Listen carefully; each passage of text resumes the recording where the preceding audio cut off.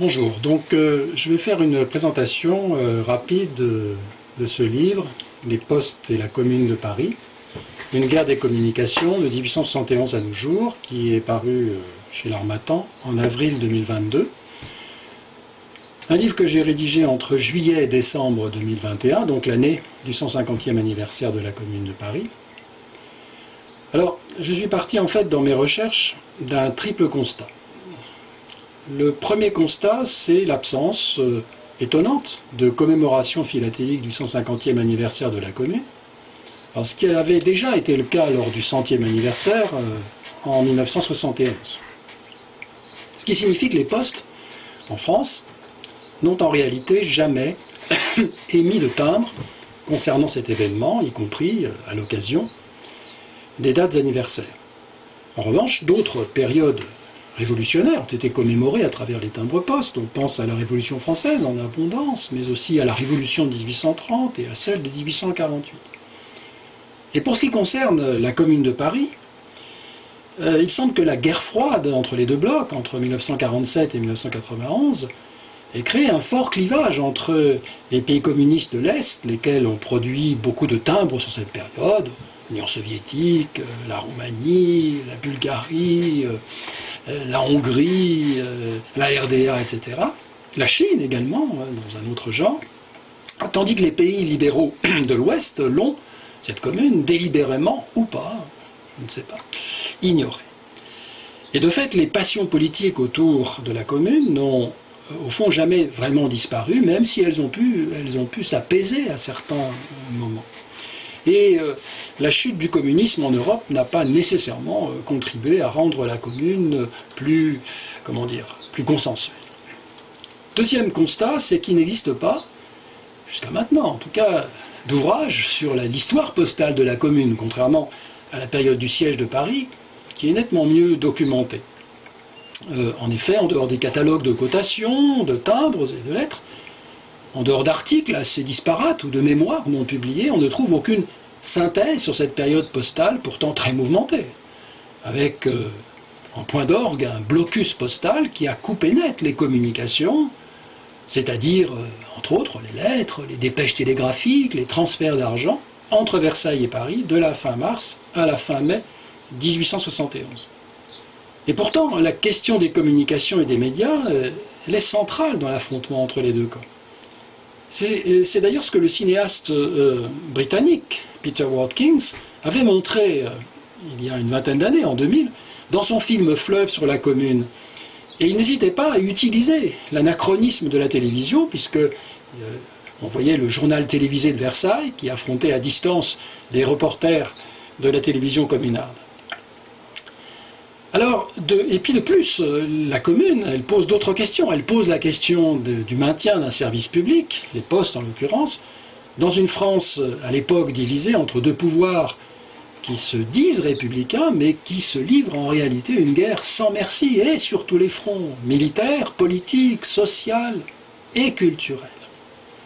Et puis la commune, elle renvoie aussi aux usages du pouvoir, aux usages régaliens du pouvoir, celui de frapper la monnaie, celui d'imprimer des vignettes fiscales et postales, autant de symboles de la souveraineté que se disputent alors Paris et Versailles, avec d'ailleurs les Allemands comme témoins directs de cette guerre civile, puisque les Allemands occupent une partie importante du territoire, y compris d'ailleurs français, y compris en région parisienne. Deuxième constat, c'est celui que la commune est un événement, historique certes, mais d'une grande modernité et aussi d'une véritable universalité dans le temps comme dans l'espace, ce qu'ont d'ailleurs souligné un certain nombre, ce qu'ont souligné dans leurs ouvrages plutôt un certain nombre de spécialistes comme Jacques Rougerie, comme Robert Toms, ou récemment comme Quentin Delvernos.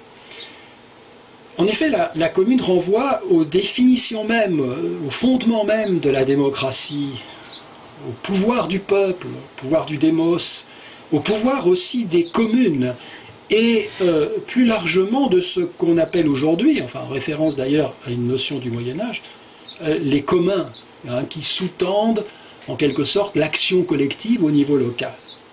Et donc en raison de son actualité, en raison de sa modernité aussi, l'histoire de la commune, sous l'angle postal en tout cas, n'est pas réservée, c'est ce que je pense, à un public d'initiés, de collectionneurs, de collectionneuses, de timbres et de lettres.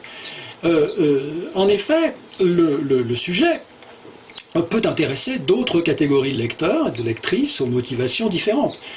C'est le cas, par exemple, de celles et de ceux qui défendent la mémoire politique et sociale de la commune. Alors ce sont souvent des militants, des militantes politiques et syndicaux, des membres d'associations qui considèrent que le combat communaliste se poursuit, et se poursuit plus que jamais. Et puis ce sont aussi les étudiants, les étudiantes, les historiens et historiennes qui travaillent sur le XIXe siècle français, et singulièrement sur les révolutions de ce siècle agité. Et puis enfin, ce sont les lecteurs, les lectrices informés, curieux, qui s'intéressent en fait à l'histoire des médias, qui s'intéressent au rapport entre histoire et mémoire, et puis qui s'intéressent bien sûr aussi aux événements qui ont marqué durablement l'histoire contemporaine de la France.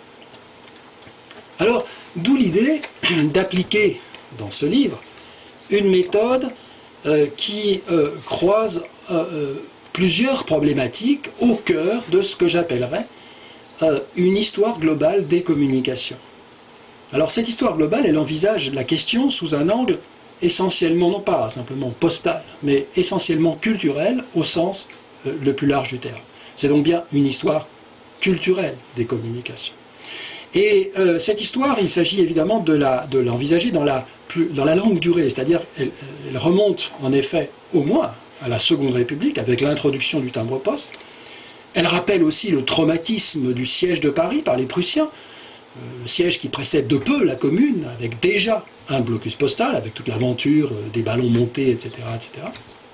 Et puis surtout, elle se prolonge au XXe et au XXIe siècle, avec les diverses commémorations, mais aussi, à contrario, les réfutations de la Commune, avec toute une traduction iconographique et médiatique qui s'est développée à la fin du XIXe siècle, puis au XXe siècle, et encore au XXIe siècle, à travers des photographies, des gravures, des caricatures, des cartes postales, des films, et puis dans certains pays, pas tous, des timbres-poste. Alors, la Commune est un phénomène historique qui a été durablement marqué par les idéologies, en particulier par le marxisme. C'est un événement qui a été célébré par le mouvement communiste international. C'est un mouvement qui a généré bien des espoirs, mais aussi beaucoup de désillusions, et puis aussi certaines frustrations. On pense notamment à celle des anarchistes, qui ont défendu, face aux marxistes, leur vision proudhonienne, ou bakouninienne d'ailleurs, de la Commune.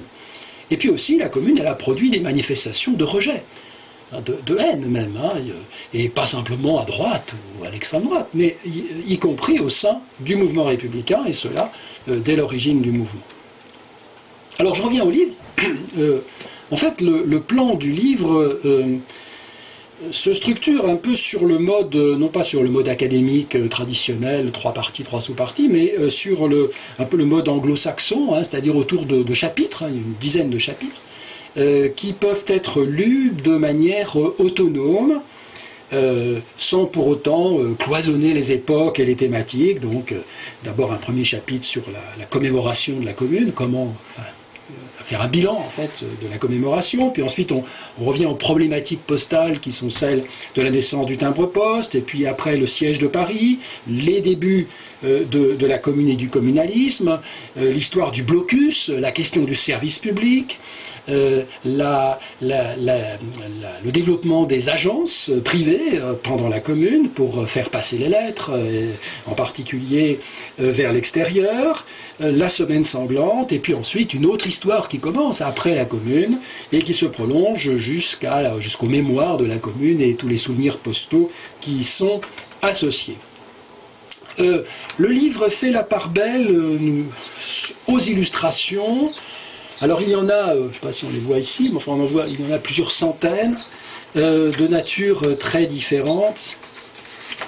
Voilà. aussi bien, encore une fois, des lettres que des photographies, des gravures, etc. Avec ça, nous avons vraiment cherché à ce que les légendes soient soignées, avec vraiment un traitement historique des légendes, pas simplement une courte légende, mais une explication, en particulier pour tout ce qui concerne l'histoire postale. Voilà, donc j'ai travaillé à partir d'un certain nombre de collections patrimoniales, en particulier celles du musée de la Poste, des archives de Paris, du musée Carnavalet, etc. Mais aussi à partir de ma collection personnelle sur le sujet, puisque je collectionne en fait les timbres et les lettres sur cette période depuis une quinzaine d'années. Alors bon, c'est un livre qui ne fait aucune révélation majeure, voilà, mais qui propose tout de même certaines mises au point. Alors en particulier, le lecteur aura l'occasion, lectrice, de le découvrir, sur les modalités du blocus postal qui a été mis en place par Versailles, sur le rôle joué par le délégué au poste nommé par la commune, Albert Theiss, et puis aussi sur les missions de timbre-poste pendant la commune. Et il est aussi largement question du souvenir et des mémoires de la commune, toujours en référence à l'histoire des postes et des communications. Voilà, alors, enfin, il est possible, je ne sais pas si on le voit ici, il est possible que les lecteurs, les lectrices soient surpris peut-être de l'abondance des notes qui sont situées en bas de page. Alors, dans ces notes, elles ont pour fonction, un travail tout de même universitaire, d'une certaine façon, de fournir le maximum de références sur ce qui reste, j'insiste bien, avant tout un travail de recherche historique. Mais enfin, j'ai voulu quand même que ces notes soient avant tout informatives, complétant et enrichissant le texte sans trop, j'espère, l'alourdir. Alors bien sûr, un tel ouvrage n'est probablement pas sans défaut, mais dans son genre, il est novateur et j'espère qu'il pourra non seulement éclairer d'un nouveau jour l'histoire de la commune, mais aussi susciter, pourquoi pas, des vocations en matière d'histoire postale et des communications.